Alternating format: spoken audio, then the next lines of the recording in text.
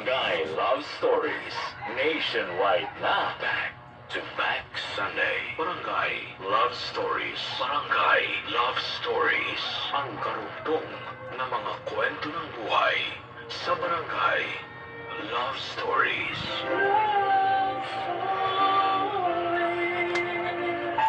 Matapos kong lumayas sa bahay namin noon, akala ko ay mapapariwara na ako.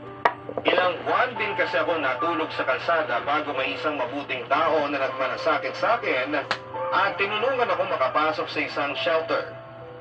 Sa naturang shelter na yon ay pinag-aral ako ng mga kurso na pwede kong magamit para ako ay makapaghanap ng trabaho.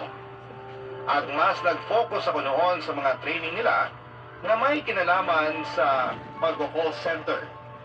Hindi nga nagtagal sa aking pagsisikap at paggabay ng mga taong nakilala ko na may malasakit ay tuluyan na nga akong nakapagtrabaho noon sa isang malaking call center company sa Makati.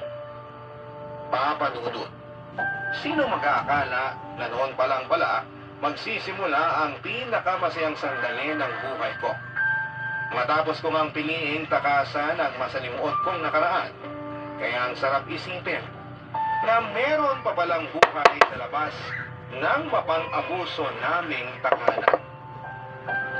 Nagsikap ako noon sa pagtatrabaho at ang malaking bahagi ng sweldo ko ay inilalaan ko sa shelter na tumulong sa akin upang marami pa silang kabataang katulad ko na matulungan din.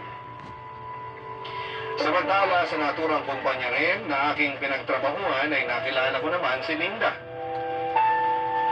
Kapwa ko siya agent, maganda, matalino at punong-puno ng pagmamahal ang pagkatao ni Linda. Hindi nagtagal ay niligawan ko siya, sinagot naman niya ako. Tumagal ng